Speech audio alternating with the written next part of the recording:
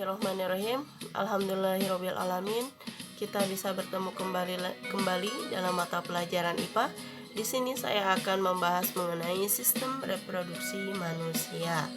Nah, di dalam sistem reproduksi manusia, baik pada pria atau wanita, terdiri dari kelenjar-kelenjar dan saluran.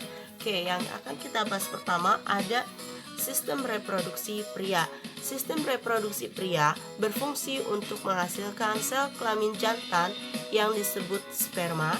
Sistem reproduksi pria terdiri atas kelenjar-kelenjar yang saluran dan saluran-saluran untuk mengeluarkan sperma. Berikut ini adalah gambaran dari alat kelamin pria. Nah, di sini ada yang disebut dengan testis. Testis berfungsi menghasilkan sel sperma dan hormon reproduksi. Kemudian selanjutnya ada skrotum, kantong yang di dalamnya terdapat testis dan berfungsi untuk mengatur suhu yang cocok bagi kehidupan sperma. Kemudian kalau misalnya kita lihat irisan pada testis, ada yang disebut dengan tubulus seminiferus, di mana tubulus seminiferus ini berfungsi sebagai saluran yang terdapat di testis dan berfungsi tempat penyimpanan atau tempat pembentukan sperma. Kemudian ada sel interstitial. Sel interstitial adalah sel yang terdapat di testis dan berfungsi untuk menghasilkan hormon kelamin pria. Kemudian ada sel-sel toli, di mana sel yang terdapat testis yang berfungsi untuk menyediakan makanan bagi sperma. Kemudian selanjutnya ada yang disebut dengan penis. Penis adalah berfungsi sebagai alat kopulasi. Kemudian ada vasa deferens. Ini vasa deferens menyalurkan sperma ke kantong sperma. Jadi fungsinya untuk menyalurkan sperma yang berasal dari testis, kemudian nanti disalurkan melalui vasa deferens. Kemudian ada epididymis. Di sini ada epididymis, di mana epididymis ini berfungsi sebagai tempat pematangan dan penyimpanan sementara sperma. Kemudian selanjutnya ada kantong sperma.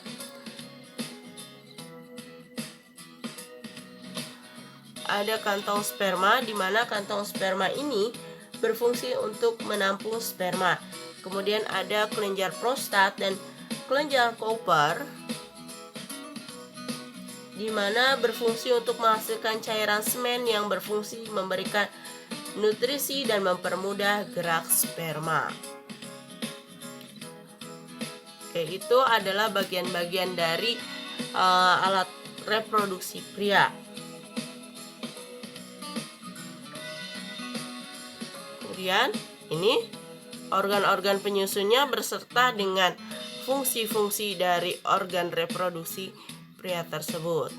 Jadi selanjutnya, nah di sini sel sperma merupakan sel tunggal yang tersusun dari kepala dan ekor, ya, di mana ekor berfungsi menggerakkan sperma, sedangkan kepala mengandung informasi genetik. Kemudian untuk keluar dari tubuh, sperma berenang melewati ductus epididymis, vasa deferens, dan bermuara di vesika seminalis atau kantong sperma.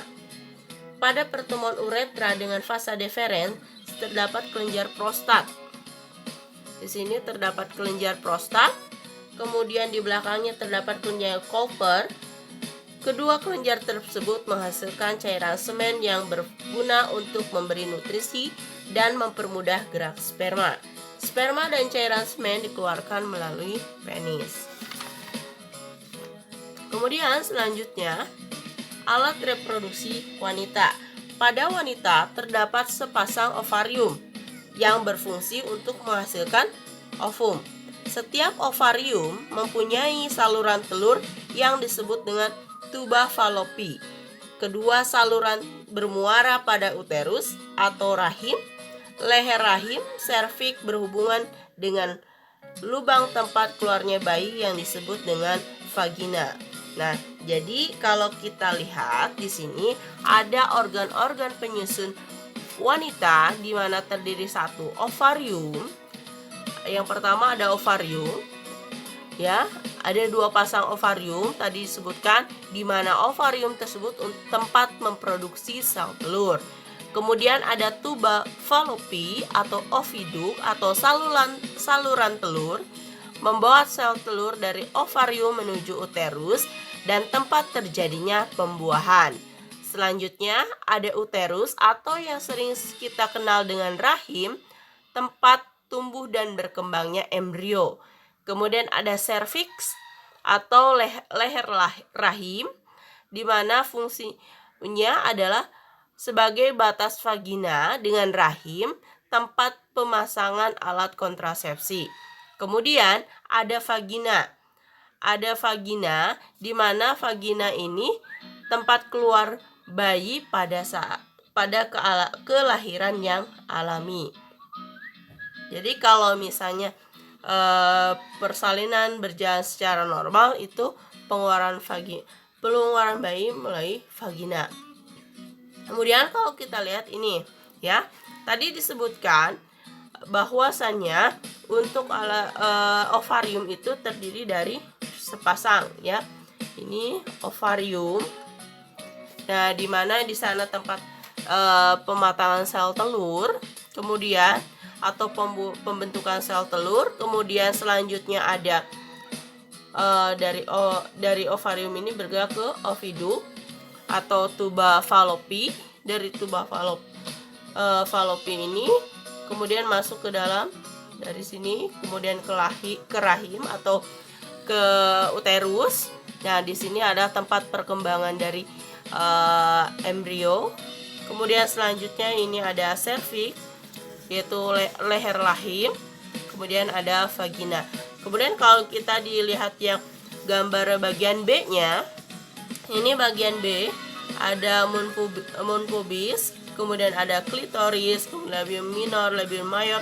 Ini adalah bagian luar dari vagina, sedangkan bagian luar dari organ reproduksi wanita. Sedangkan kalau untuk yang gambar yang pertama, ini merupakan organ bagian dalam dari reproduksi wanita. Oke, selanjutnya, nah di sini tadi untuk proses fertilisasi atau pembuahan. Apa itu fertilisasi? Adalah proses peleburan antara satu sel sperma dengan sel telur yang sudah matang. Di mana terjadi proses pembuahan tersebut? Proses pembuahan terjadi di oviduk, ya, atau di tuba di tuba falopi. Nah, di sini terjadinya proses pembuahan, ya. Nah, lalu kita lihat dulu, tadi dikatakan bahwasannya untuk sperma ini terdiri dari kepala, kemudian ada bagian lehernya, kemudian ada bagian ekornya. Di mana untuk bagian ekornya, bagian ekor ini berfungsi sebagai penggerak. Kemudian bagian leher ini sebagai sumber nutrisi atau sumber energi untuk bergeraknya ekor. Kemudian untuk bagian kepala yang dimana di sana tersimpan informasi genetika, ya. Nah, kemudian ini lihat bagian yang ini adalah bagian dari sel telur, dimana kita lihat ketika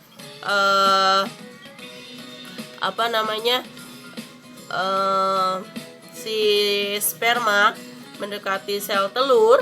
Kemudian si sperma ini mendekati sel telur. Kemudian nanti pada tahap kedua di sini sperma mengeluarkan enzim, yang dimana si enzim tersebut nanti bisa mencerna atau merusak atau meluruhkan, ya, mendesain untuk masuk ke dalam sel telur.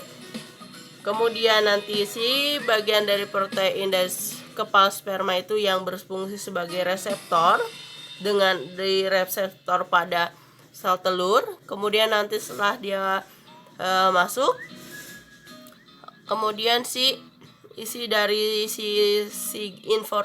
informasi genetika tersebut nanti akan dikeluarkan. Kemudian nanti antara inti sel dari telur dan inti dari sperma itu dia bergabung dan akan terjadi proses pembuahan. Kemudian selanjutnya proses pertumbuhan dan perkembangan embrio. Di sini kita lihat tadi ketika di sini terjadi proses pembentukan sel telur. Ketika si sel telur sudah matang, dia masuk ke dalam oviduk. Dia menunggu yang namanya sperma datang. Setelah terjadi proses pembuahan, dan ini terjadi proses pembuahan, kemudian dia akan membentuk zigot. Dari zigot tersebut, setelah antara gabungan antara sel telur dan sel sperma tersebut, kemudian dia akan membentuk menjadi 2 sel. Dari 2 sel akan membentuk menjadi 4 sel, kemudian 8 sel, kemudian dia membentuk morula. Kemudian dari morula tersebut nanti membentuk yang namanya blastosis, kemudian menjadi embrio, dan itu nanti dia akan diam di yang namanya di uterus atau di rahim. Kemudian, nah di dalam prosesnya tadi untuk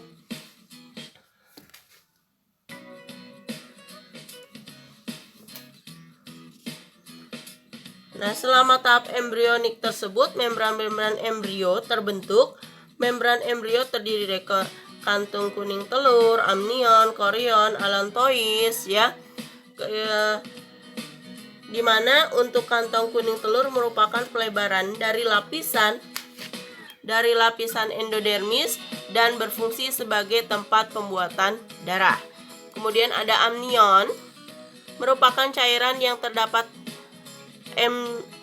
cairan tempat embrio mengapung dan berfungsi sebagai pelindung embrio dari goncangan dan benturan. Kemudian ini dari tadi untuk karion, tadi ada kantung kuning telur, kemudian di sini ada amnion sebagai pelindung. Kemudian ini embrionya. Kemudian korion, allantois berfungsi sebagai organ pernapasan dan organ ekresi. Kemudian ada kalau tadi korion sebagai menyelubungi amnion dan kuning telur, ya, bagian yang keluarnya. Kemudian di sini pada minggu ke-8 struktur umum tubuh dewasa mulai terbentuk dan plasenta juga telah terbentuk. Setelah semua struktur umum tubuh dewasa dan plasenta terbentuk, embrio dikenal sebagai janin atau fetus. Plasenta sangat penting bagi perkembangan janin karena plasenta berperan dalam pertukaran gas, makanan, dan zat sisa antara ibu dan janin.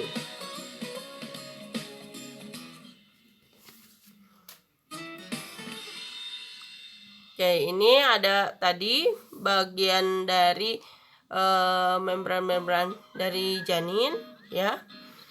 Nah, ini kalau kita lihat di sini untuk prosesnya pada 2 bulan, di mana di sini anggota gerak embrio yang sudah terlihat. 1 bulan itu bayi lebih kecil dari kacang kenari dan kaki serta jari kecil tumbuh.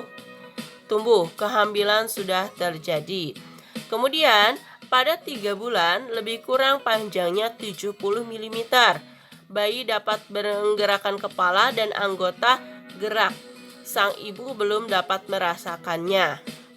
Kemudian pada 5 bulan rahim membesar untuk menyediakan tempat bagi bayi tumbuh. Kemudian di sini bayi panjangnya sekitar 25 cm dan memberikan reaksi terhadap suara keras dengan cara menendang dan menggeliat.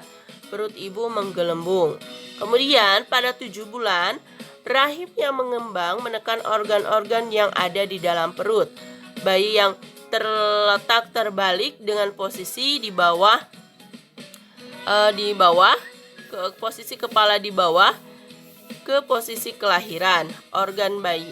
Kemudian di sini pada 7 bulan juga bayi sekarang panjangnya lebih kurang 40 cm dan berimpit di dalam rahim. Bayi cenderung meletakkan kepalanya di bawah, suatu posisi umum untuk kelahiran. Kemudian 9 bulan pada model anatomi dari abad ke-18 ini, bayi sudah berkembang secara utuh dan lengkap dan siap dilahirkan. Beratnya lebih kurang 3-4 kg dan panjang 50 cm. Nah, di sini pada posisi ini bayi sudah siap untuk dilahirkan, di mana bayi terlihat tumbuh menjadi gemuk sejak usia 3 bulan kehamilan. Selain selaput amnion, ada pembungkus kantong air yang berisi cairan amnion, di mana nantinya bayi akan mengambang. Ya, ini pada prosesnya dari mulai 2 bulan, 3 bulan, kemudian 5 bulan, 7 bulan, 9 bulan. Kurang lebih untuk proses kelahiran sampai bayi lahir itu sekitar 40 minggu ya. Jadi sampai pada akhir dia bisa keluar kira-kira 40 minggu seperti itu. Oke, di sini untuk tahapan pertumbuhan dan perkembangan manusia. Bayi dan anak-anak memiliki organ kelamin, tetapi belum tentu dapat melepaskan sel telur atau sel sperma. Pada masa pubertas, organ kelamin anak laki-laki dan perempuan akan berkembang menjadi sempurna. Selain itu, terjadi pertumbuhan tubuh yang pesat. Perubahan-perubahan tersebut dikendalikan oleh zat kimia yang disebut hormon seks. Hormon seks dilepaskan ke aliran darah dalam kelenjar hormon. Pada wanita, indung telur atau ovarium menghasilkan progesteron dan estrogen yang menyebabkan payudara membesar dan jaringan lemak yang membentuk tubuh. Pada anak laki-laki, testis menghasilkan hormon seks yang disebut dengan testosteron. Hormon testosteron membuat rambut tumbuh pada wajah dan tubuh selama masa pubertas.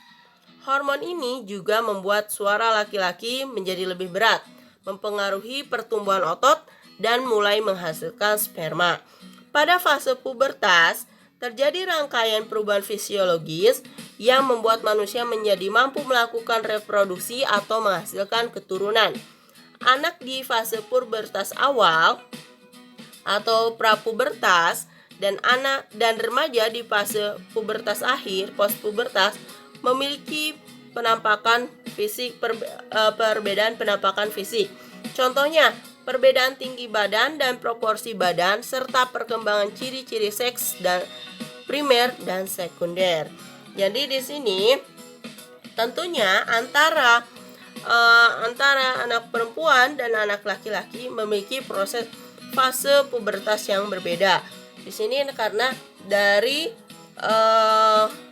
perbedaan ini adalah karena dari proses pertumbuhannya seperti itu.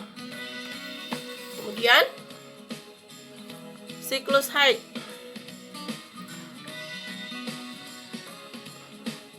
Sejak masa pubertas, yaitu masa 10 tahun sampai dengan 15 tahun, tubuh wanita melalui proses bulanan yang disebut dengan siklus haid. Perubahan tingkat hormon mempertebal jaringan endometrium atau rahim dan memperbanyak darah yang akan menjadi zat makanan bagi telur yang dibuahi. Nah, jadi siklus haid itu bagaimana? Siklus haid itu adalah di mana ovum tidak dibuahi, kemudian dinding rahim yang telah menebal dan penuh dengan pembuluh darah akan rusak dan luruh.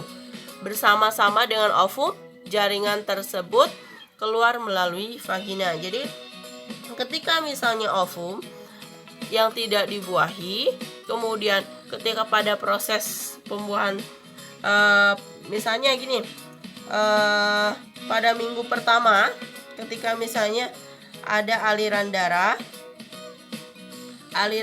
melalui vagina atau misalnya ketika menstruasi. Nah, pada minggu pertama kita menstruasi, kemudian pada minggu kedua lapisan rahim menebal kembali untuk persiapan sel telur berikutnya yang sudah matang ke dalam indung. Kemudian minggu 3 telur yang matang dilepas ke dalam indung telur, dibuahi dalam waktu 36 jam di dalam saluran telur atau di oviduk. Nah, pada minggu keempat telur mencapai rahim. Jika telur tersebut telah dibuahi, akan tertanam di dinding rahim. Sebaliknya jika telur tersebut tidak dibuahi, maka akan meluruh dan keluar bersama lapisan dinding rahim sebagai darah haid. Siklus haid berlangsung hingga perempuan berusia sekitar 40 tahun sampai 50 tahun. Jadi kalau misalnya kita sekarang menstruasi minggu pertama. Nah, dari siklus menstruasi minggu pertama, kemudian minggu kedua itu ada proses persiapan dinding rahim kita untuk proses pembuahan berikutnya. Kemudian pada minggu ketiga, ketika si sel telur sudah matang, kemudian dia sudah dilepaskan, sel telur yang tadinya di oviduk itu dia bergerak menuju rahim. Ketika si sel telur yang sudah dibuahi, nanti si sel telur akan berdiam di rahim. Nah, kalau misal di dinding rahim, kalau misalnya tidak dibuahi, nanti dia akan diluruhkan bersama bersama dengan dinding rahim, lapisan dinding rahim sebagai darah haid seperti itu. Nah, di sini kalau misalnya kita lihat dari fase kita, misalnya menstruasi pada minggu ini tanggal 1 sampai hari ke-7 ya. Ini menstruasi misalnya. Nah, pada proses menstruasi tersebut ini darah keluar, kemudian di sini ada perbedaan hormon, di mana hormon FSH ini dia menurun, kemudian progesteron menurun, sedangkan di sini ketika mendekati proses setelah menuju ke 7 hari, 8 hari, hormon estrogennya naik. Nah, di sini yang ovulasi itu adalah di mana si sel telur mulai dilepaskan dari si sel telur itu dilepaskan pada hari ke-14 ya. Sel telur dilepaskan pada hari ke-14 masuk ke oviduk. Dia nanti akan berdiam diri di oviduk. Kemudian kalau misalnya nanti dia menunggu sel sperma. Kemudian nanti setelah itu di sini setelah berdiam, kalau misalnya ada sel sperma dia dibuahi, kalau tidak nanti dia bergerak menuju rahim. Sehingga di sini sampai ke, nah di sini ada perbedaan progesteron yang naik. Jadi kalau misalnya pada fase sebelum ovulasi itu yang naik itu estrogen, kalau pada sesudah ovulasi itu ada progesteron. Nah seperti itu. Jadi kalau kita lihat ini ada siklus yang 28 hari, karena kalau misalnya kita dibaca dari beberapa informasi, ada yang siklus haidnya itu ada 28 hari, ada yang 30 hari, ada 32 hari ya, seperti itu. Kemudian kita lihat tadi ketika kita menstruasi, tentunya itu adalah masa yang tidak subur.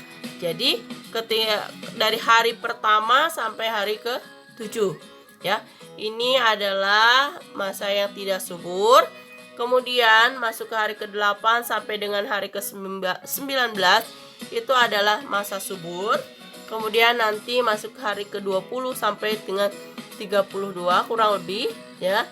Ini masuk fase yang tidak subur. Jadi ini untuk siklus dari menstruasi. Jadi kalau misalnya ya tadi itu ketika setelah beres menstruasi itu terhitung sampai dengan hari ke-19 itu adalah masa yang paling subur.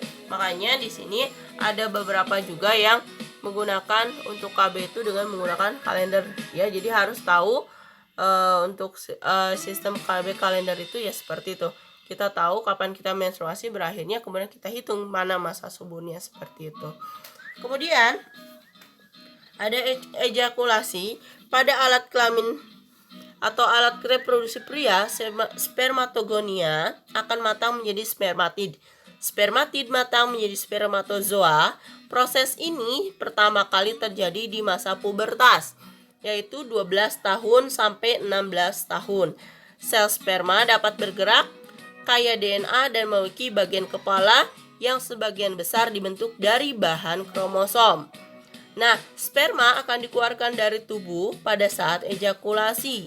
Ejakulasi adalah pengeluaran semen dari uretra. Pada anak remaja, ejakulasi biasanya terjadi pada saat mimpi basah. Cairan yang diejakulasi adalah semen, yaitu cairan yang mengandung sperma. Walaupun hanya satu sperma yang diperlukan untuk membuahi ovum, dalam keadaan normal terdapat sekitar 100 juta sperma per mili semen. Jadi sekali pengeluaran sperma itu bisa mencapai 100 juta sperma, seperti itu. Kalau untuk yang padahal yang dibuahinya adalah satu telur saja, seperti itu. Nah, kemudian sistem reproduksi manusia baik pada pria maupun wanita dapat mengalami kelainan dan menderita penyakit-penyakit tertentu. Di sini contohnya ada gonorea atau kencing nanah, jenis penyakit seksual menular atau yang biasa disebut dengan penyakit kelamin. Penyebabnya adalah bakteri Neisseria gonorrhoeae ya. Kemudian ada sipilis atau raja singa, penyakit kelamin yang disebabkan oleh bakteri Treponema pallidum. Kemudian ada herpes genitalis, penyakit yang disebabkan virus herpes simplex, ditandai dengan munculnya bintik-bintik di permukaan penis pada laki-laki dan vulva pada wanita. Kemudian endometriosis, penyakit yang sering dialami oleh wanita, terjadi akibat timbulnya selaput lendir rahim di luar rahim, misalnya di rongga perut, paru-paru, otak, usus, dan kandung kemih. Kanker leher rahim, kanker yang menyerang leher pada perempuan dewasa. Kanker ovarium, kanker yang menyerang ovarium biasa menyerang wanita yang sudah menopause.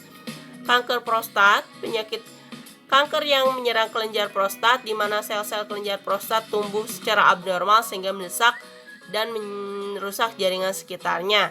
Kemudian kondiloma acuminata disebabkan oleh virus human papilloma. Gejalanya adalah timbulnya kutil padan membesar di mulut rahim yang menyebabkan kanker rahim. Kemudian hamil anggur, molahidatidosa, merupakan suatu kehamilan yang tidak berisi janin tetapi gelombang-gelombang mola dan bekuan darah. Infertilitas, ketidaksuburan yang terjadi pada pria ataupun wanita, seperti itu. Kemudian bagaimana cara menjaga organ reproduksi? Letaknya yang senantiasa tertutup menjadi bagian membuat sebagian orang mengabaikan kebersihan organ reproduksi. Nah, di sini untuk menjaganya, yang pertama pentingnya menjaga kesehatan organ reproduksi. Contohnya seperti apa? Untuk menjaganya, menjaga kebersihan organ reproduksi bagian luar. Kemudian mengkonsumsi makanan yang higienis dan cukup nutrisi, yaitu makanan yang steril, bebas racun dan bahan kimia berbahaya. Kemudian tidak menggunakan celana yang terlalu ketat karena dapat menyebabkan peradangan pada organ reproduksi. Kemudian mengenakan pakaian bahan katun yang dapat menyerap keringat untuk mencegah kondisi lembab yang memicu perkembangan bakteri. Kemudian tidak melakukan hubungan seks bebas karena berisiko tertinggi terkena penyakit kelamin berbahaya seperti AIDS dan sipilis. Kemudian kedua, menghindari pernikahan dini. Anjuran untuk menikah di usia dewasa sangat beralasan karena di usia tersebut diharapkan sudah terjadi kematangan fisik dan kematangan psikologi. Kematangan fisik sangat diperlukan jika seorang mengandung dan melahirkan anaknya. Kematangan fisik menandakan perkembangan organ-organ reproduksi sudah siap melaksanakan proses reproduksi. Jika seseorang menikah belum cukup umur atau belum matang fisiknya, akan beresiko bagi keturunannya maupun ibunya. Anak yang dilahirkan kemungkinan tidak sempurna atau tidak sehat. Selain itu, organ reproduksi ibu kemungkinan juga belum berkembang sempurna untuk dapat menjaga pertumbuhan dan perkembangan janin. Selain belum matang fisiknya, orang yang belum cukup umur psikologisnya pun belum matang. Faktor psikologis akan mempengaruhi kerja organ tubuh, sehingga faktor psikologis juga mempengaruhi pertumbuhan dan perkembangan janin. Nah, jadi itu mengenai sistem organ reproduksi pada manusia yang dapat saya sampaikan. Jika ada pertanyaan, silahkan bisa menghubungi saya. Terima kasih. Assalamualaikum warahmatullahi wabarakatuh.